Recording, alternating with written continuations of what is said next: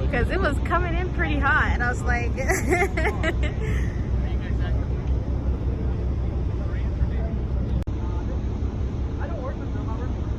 Alright, good afternoon, ladies and gentlemen. Welcome aboard the Motor Vessel Marietta for our whale watching tour. Just want to make sure you're on the right boat. We are going to be gone for roughly 3 hours out in the Pacific Ocean looking for big marine mammals. If you're here for a harbor tour, you're on the wrong boat. We are way cooler than the harbor tour boat, let me tell you that.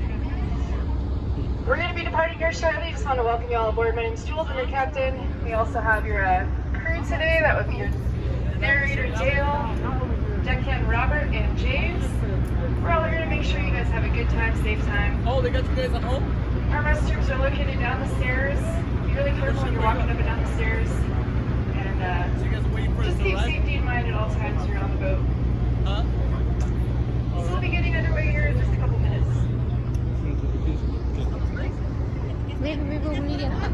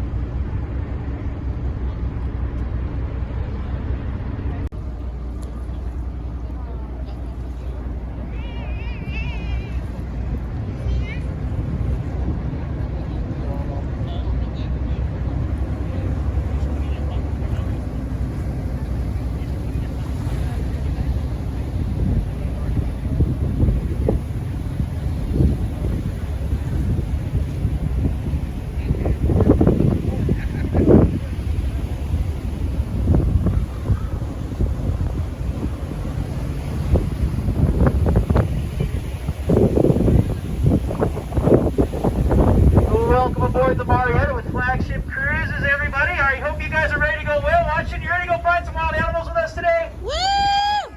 Half of you, that was weak. We can do better on board the mighty Marietta. Let's try that one more time. Who's ready to go look for wild animals today? Woo! Oh, that was awesome. Okay, much better. Thank you, everyone. We need that enthusiasm because enthusiasm brings in the wild animals. And our last trip was very good. We had some very enthusiastic people on board as well. But before we get too far away, let me introduce everyone. Captain Jules is driving today, the best whale spotter in San Diego, in my personal opinion. I might be biased because I work with her and she is my boss after all. We also have Robert on deck. We have James on deck. And my narrating today will come from me. My name is Dale.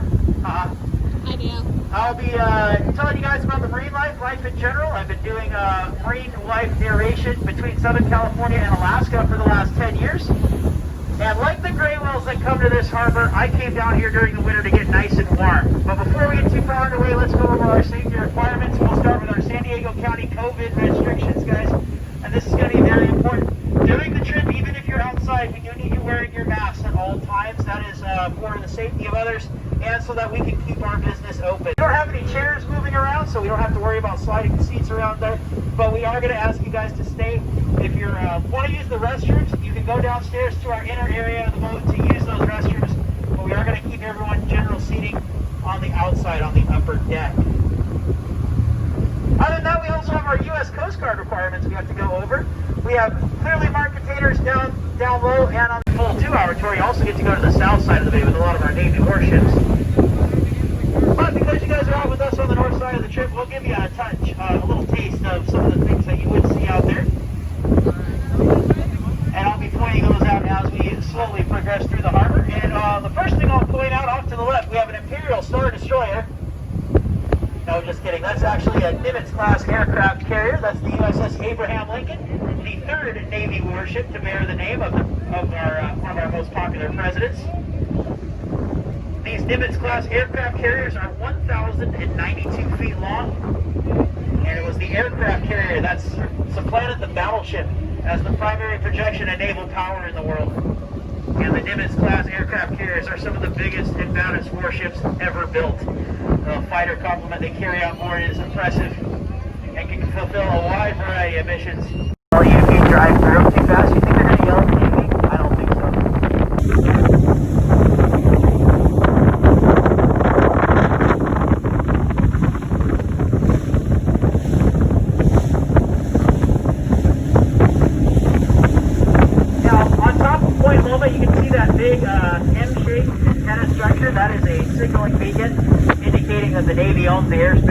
here. To the left of that, up on top of the hillside, you'll see the rows of beautiful white headstones, the well-manicured lawns, the impeccable landscaping. And that all marks one of the most important and solemn places here in San Diego. That is Fort Rosecrans National Cemetery. Many of our brave men and women have their final resting places up there, including 23 different Medal of Honor recipients. There are also battlefield tributes to incidents that occurred overseas throughout our military history. And hopefully the families get a little bit of comfort knowing that their loved ones up there get a beautiful place to rest in it. We thank them for their service. Every day we swiftly sail by here. That was also the site of the original Fort Rosecrans Army base. The Army used to have a bigger presence in San Diego. The Navy outcompeted them for the real estate down here, let's put it that way. And the Navy ended up having a very long and vibrant presence since establishing themselves down here in San Diego. In fact, San Diego is the largest Navy base in the entire United States outside of Norfolk, Virginia. Maybe I'm just a little biased towards the West Coast, but I'd rather spend time in San Diego than Virginia anyway.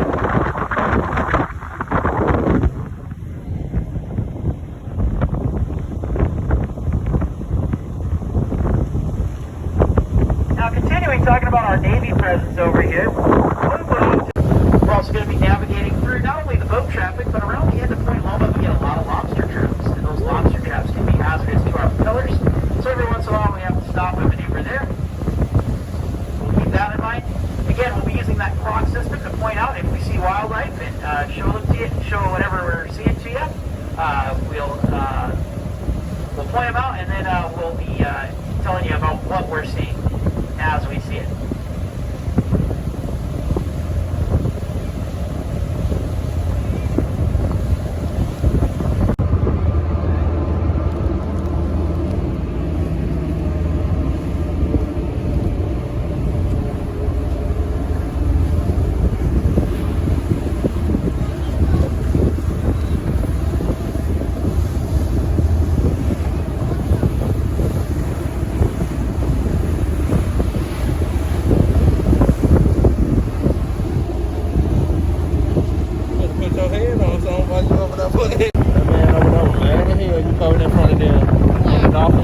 What did he say?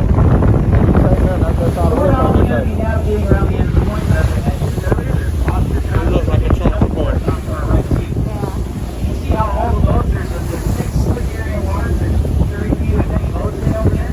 That's because along with the kelp forest, there's some reefs that come out too. Rocks and reefs are bad for boats. Let's go, Reese. You don't want to walk home from the boat, you'll just put it down. Hell no.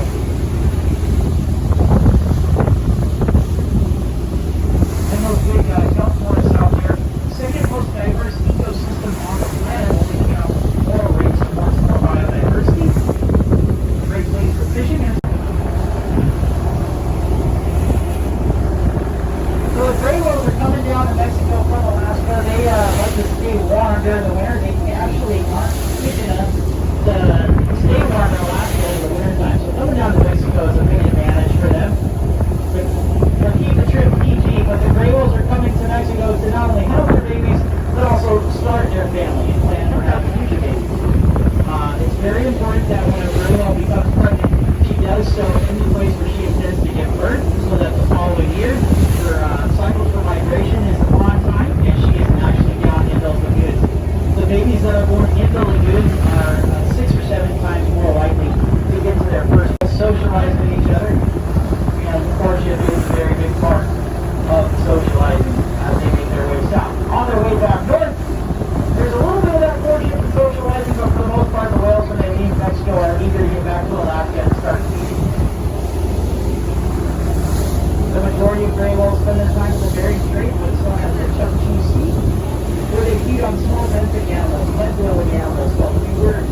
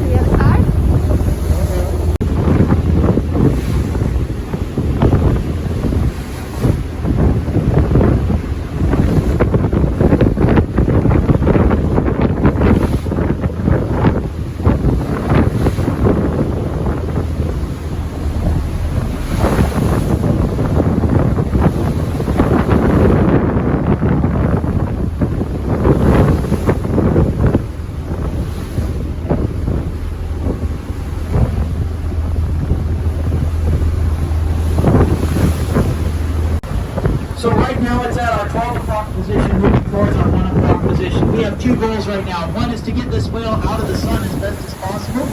The other thing we need to do is approach it cautiously, carefully.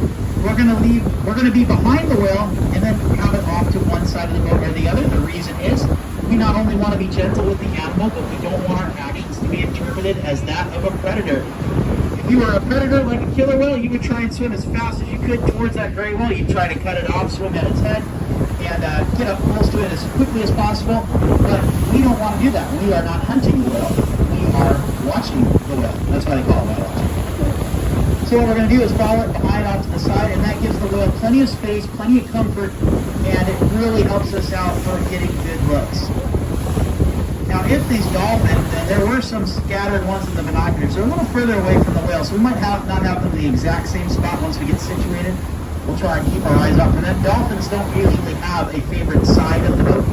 They usually go around us, and there's a couple of different species of dolphins that could be up there. But for right now, let's focus on this whale first.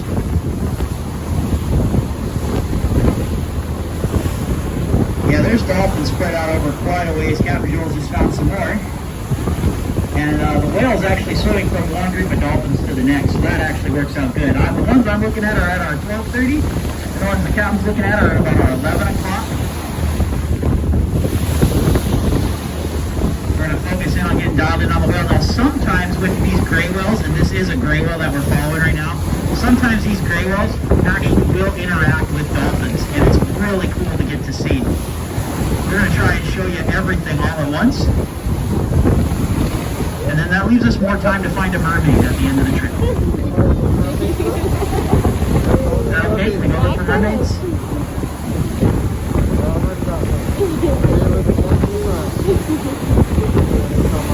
So right now the whale is underwater. They do spend up to 85% of their life underwater. That is no joke there. And the maximum dive time for a bird.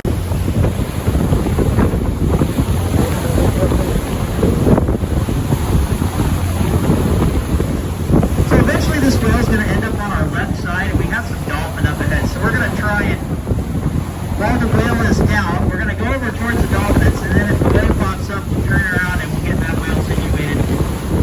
But more than likely, 90% chance that whale is going to end up on the port or left side of the boat, and we'll try to keep it there for the duration of our encounter with it.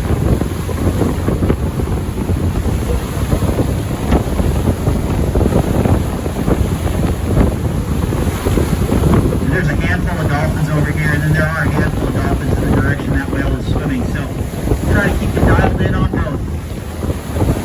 Oh, there's a bunch of birds out here too. A lot of pelicans over top.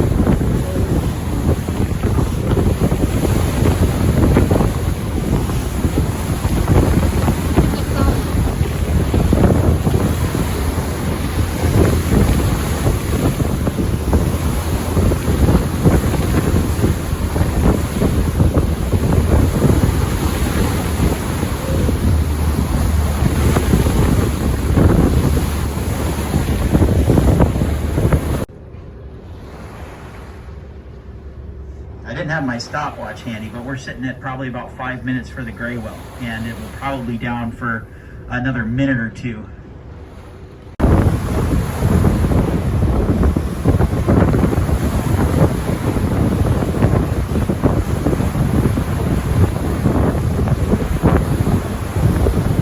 There she blows, over off to the left of the collection of boats. Keep watching at about our 10 o'clock, 10, 11 o'clock position in front of the scattered fleet there. And the reason we're approaching so gingerly at it is because this isn't just a whale here. The report is that this is actually a mom and baby. And it's very possible that this is going to be one of the handful, maybe every year we see about 3 or 4 of these early births. These gray whales that were born before they made it down to the Mexican lagoons. And because of that, we're going to be extra tender trying to follow this whale, and extra tender in our observations here. They came up for a breath just to the left of that combined fleet right there. There's a couple of small whale watching boats mixed in, a couple of private vessels.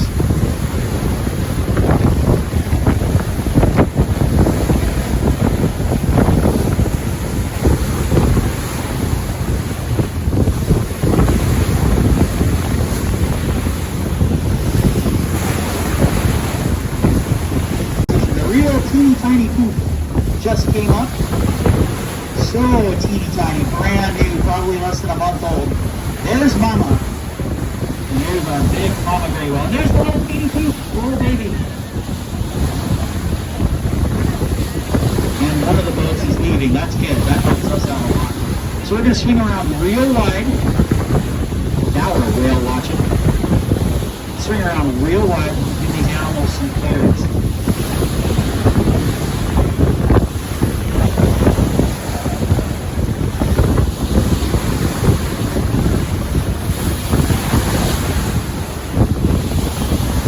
Now for right now, there's a lot of other splash and a lot of other activity around here. There's absolute metric tons of bait and hundreds of birds that are hitting the surface. There might be some scattered dolphins out here too, guys. But for right now, we're going to focus on this mom and baby gray whale and doing our best to keep them comfortable. Make sure we're being courteous to other boaters as well. Do a good job with that. The thing to remember with these cow-calf gray whale pairs, usually we don't start seeing them until the end of March. So this is super early. We wish this mother whale well on her way down to Mexico. Mama, 10 o'clock position. There's her arch of the back right there a little bit. Not a deep dive. There's the baby again. These gray whales only have one baby at a time. If they have more than one, then one or both calves don't make it. And it's very rare that even happen. Physically, she's only capable of caring for one calf at a time. And a female gray whale can lose up to 40% of her total body weight through the course of giving birth and nursing a calf. There's the baby spout again at our 11 o'clock. Such a tiny one. Holy smokes. Brand spanking new. Mama's going to come up again shortly. You can see the footprints now in the water. We were trying to show you these earlier with that tough whale. There's Mama. So you can see the footprints really good. Mom's going to have big footprints. The baby's going to have little ones. In fact, the baby's footprints will be so small they'll probably get absorbed into mom's own footprints. See where the tail's pumping down, out, up and down now. And they're not diving down too deep.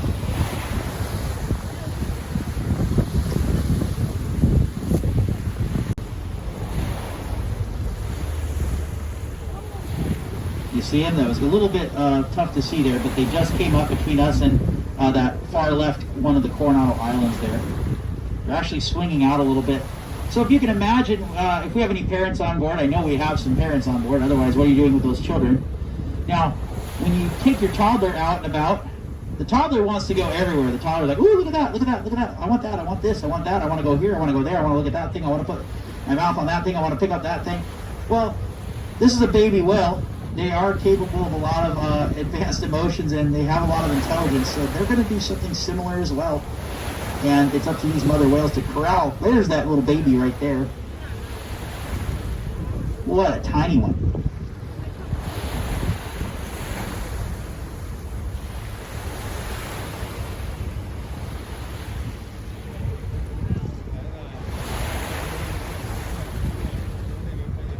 There they are, just came up again. Now, because this is a mom and a baby, they're less likely to do what we might consider tricks or performances. And these are not performing animals, so we're not going to have any of those expectations for them.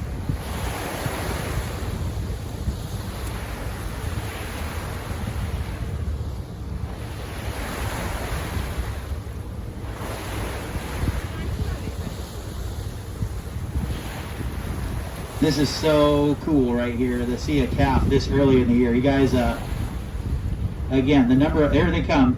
About our 12 o'clock position, a little to the left of our 12 o'clock.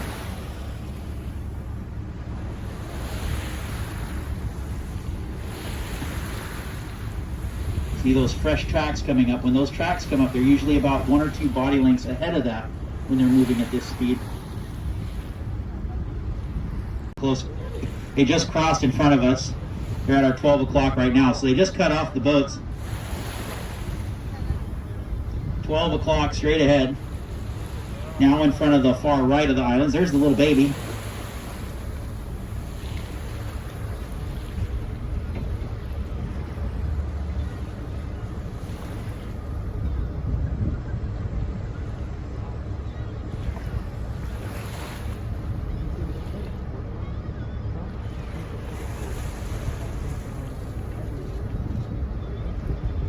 They just turned again, and the baby started to roll on its side a little bit. It might be trying to entice its mother into nursing. It could be hungry. When the babies are hungry, they'll roll up against mom on their sides and rub on her belly. On her belly is where her mammaries are. Yeah, watch this. Just keep watching right now, guys. I'm not going to talk.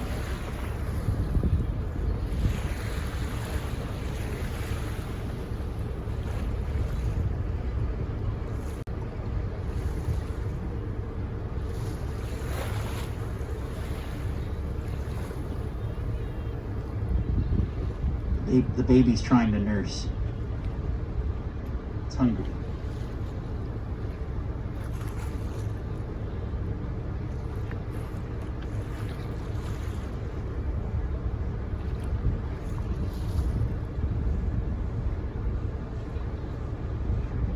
It's a little bit off to our left side. Keep watching the left.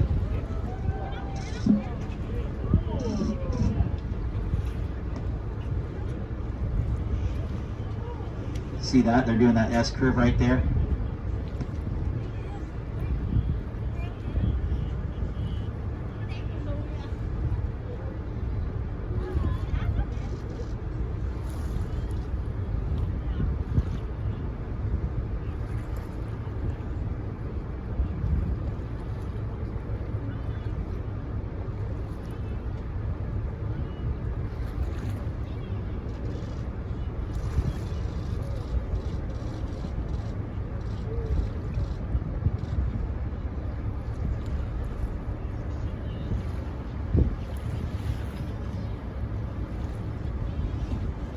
She's a relatively young mother, about 35 to 40 feet long probably.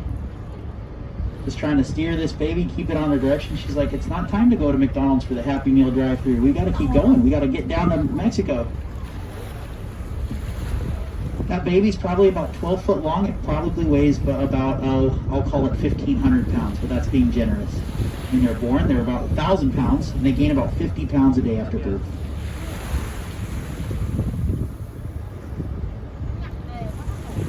Baby gray whales gain about 50 pounds a day for the first year or so of their life. A baby blue whale gains about 200 pounds a day for the first year of its life. And gaining about 200 pounds a day reminds me of quarantine.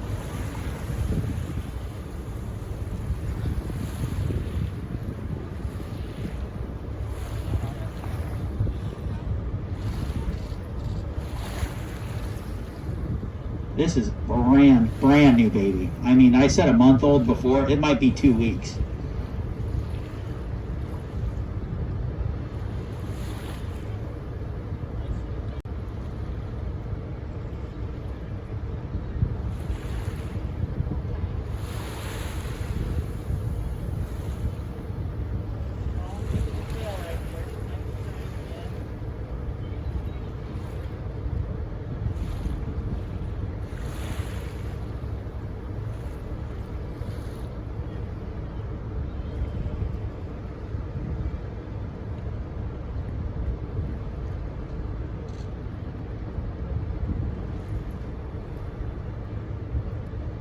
Now they turned a little bit.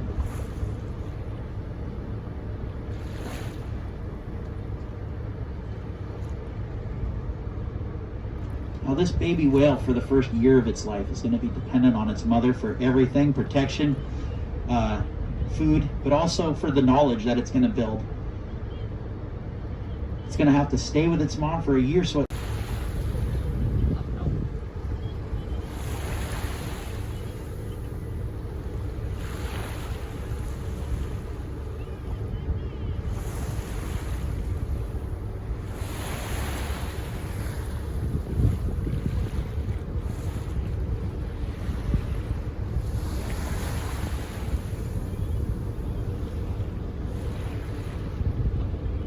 they're drifting kind of across our bow. They're between our 11 and 12 o'clock position right now. And now that white boat, yep, there they are at 12 o'clock. And now that little white boat left, I think things are going to get a little bit better because it was kind of pinching them off from the side. I don't think she's going to feel as much pressure to turn out to sea as much right now.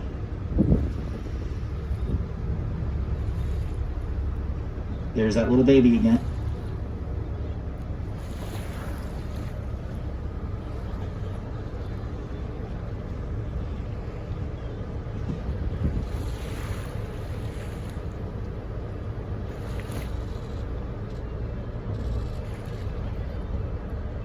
The baby actually just swam over the top of mom's back right there. Kind of went over top of her and is playing around with her a little bit. She's only very doable.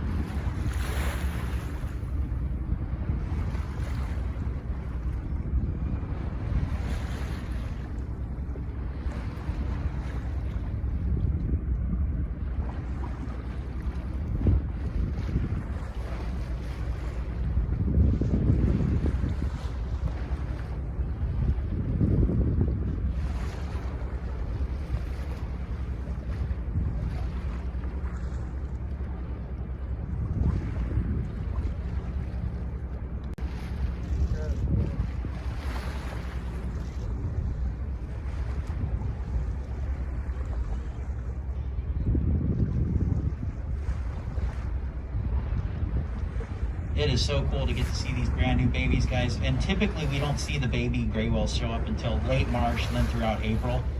And I can honestly tell you, and this is sincere, that 9 times out of 10, when you get a mom and a baby whale like this, they don't show as well as they are right now. I know they're not doing this for our benefit and presentation, but this is as small of a baby gray whale as you will ever see out here on a whale watching tour in California. Outside of the lagoons in Mexico, it's very rare to get to see them this small.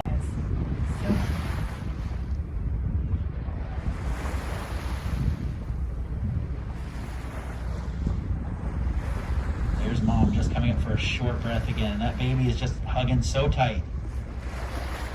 Now, the physical contact between the mom and the calf is super duper important. It reinforces the bond between the two, and that bond is important so that that baby whale knows where to go. It knows to stay with mom and keep an eye on her. And even though it'll grow up and eventually be less cuddly, it will still be able to keep its eye on mom and follow her tight. And that bond, that close proximity and content will not be any more important than when they start heading back to Alaska, because by the time they get past Central California, they're going to start encountering those orcas.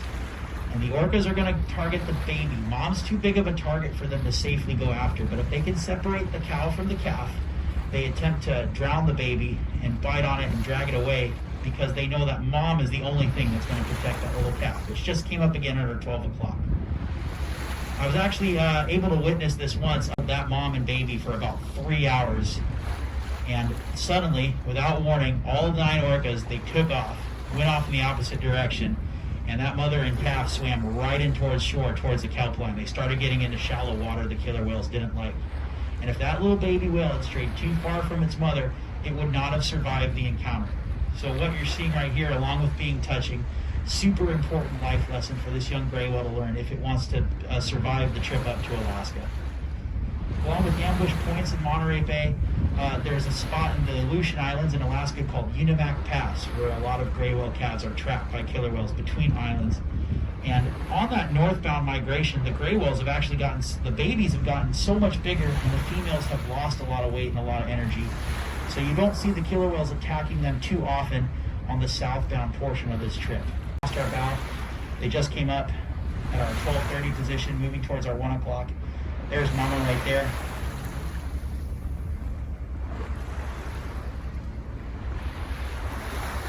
Nice little steeper arch of the back, but that baby isn't diving too deep. Now, over the next few weeks, not only is that baby going to gain a lot of weight, but it's going to gain lung capacity. And that lung capacity is going to allow it to go on deeper dives. Right now, it's staying down. It's never down for more than a couple of minutes or so. It can probably do a max dive of 4 to 5. But by the time it gets back up and starts heading north, it's going to be able to do 10 to 15 minutes. And by the time it finishes that first birthday, it's going to be able to do more than 20. And by the time it turns 2, it's going to be able to do those 30 to 45 minute long resting dives. Crossing our bow again about our 12 o'clock. There's the baby. There's mama. Whoa, she's big, right? That is a big mama. And again, this is a cow and a calf, so we don't want to get too close. You never want to approach a mom and a baby with too much speed and make too much noise. And most of the noise, when we talk about noise too, it's important to remember it's noise below the waterline, like the noise of engines. Right now we're giving off a low, gentle thrum. High-pitched noises under the water. Not what these animals enjoy.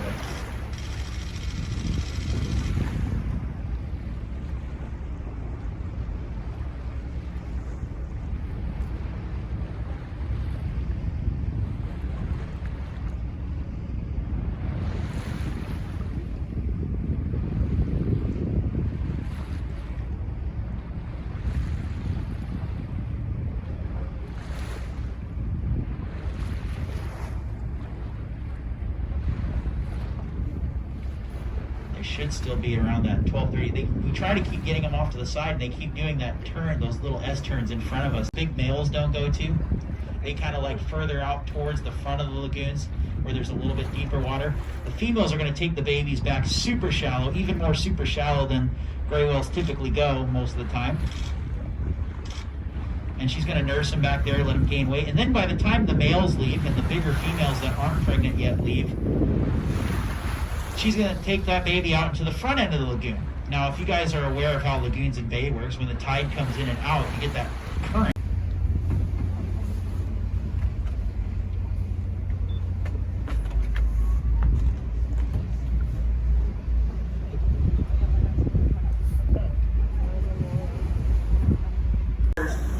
Kids are awesome.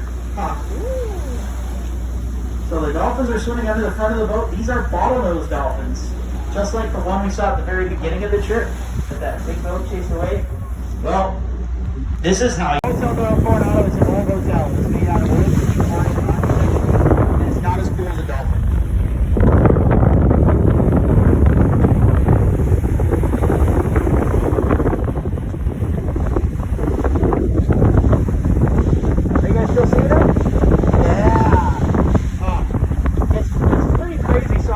Watching up and down California, a whole bunch of different spots. And for whatever reason, this boat in front of this harbor, coming into the bay here, these dolphins love to bow right with us. They might stick with us for quite a while. If you haven't had a chance to make your way up to the front of the boat and see the dolphins, you've got time.